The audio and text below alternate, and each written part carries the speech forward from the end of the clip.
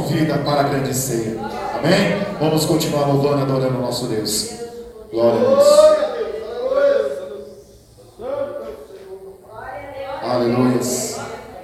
Glórias a Deus. Senhor. Glória ao seu nome, Pai. Obrigado, Jesus, por tudo, Senhor.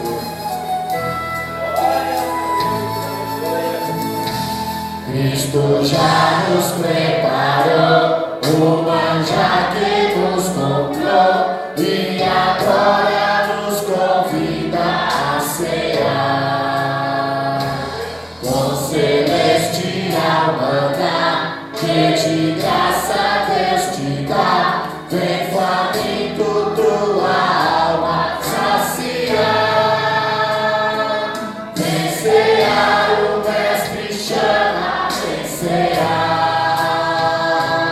Mesmo hoje tu se desafiar. Poucos pães multiplicou, água em vinho transformou.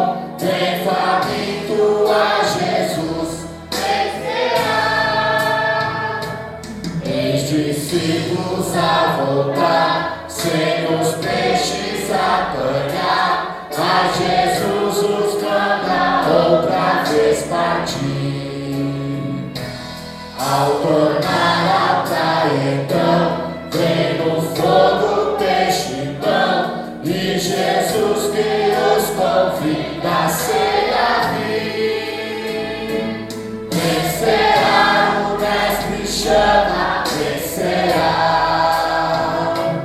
Mesmo hoje tu te pode saciar. Poucos pães multiplicou, água em vinho transformou. Vem faminto a Jesus, vem cear. Aleluias. Senhor, nós te agradecemos, meu Pai, pelo teu corpo e pelo teu sangue, meu Pai. É que nos mantém vivo em tua presença, Senhor. Aleluias. Glória ao teu santo nome.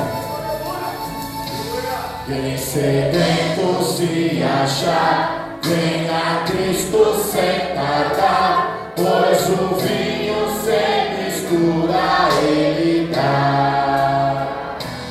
E também dá vida ao pão, que nos traz consolação. Eis que tudo preparado já está.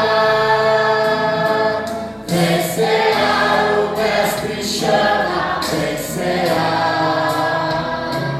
Mesmo hoje tu te podes saciar. Na tua presença, Pai. Aleluia, Deus e Deus de milagres, Senhor. Aleluia.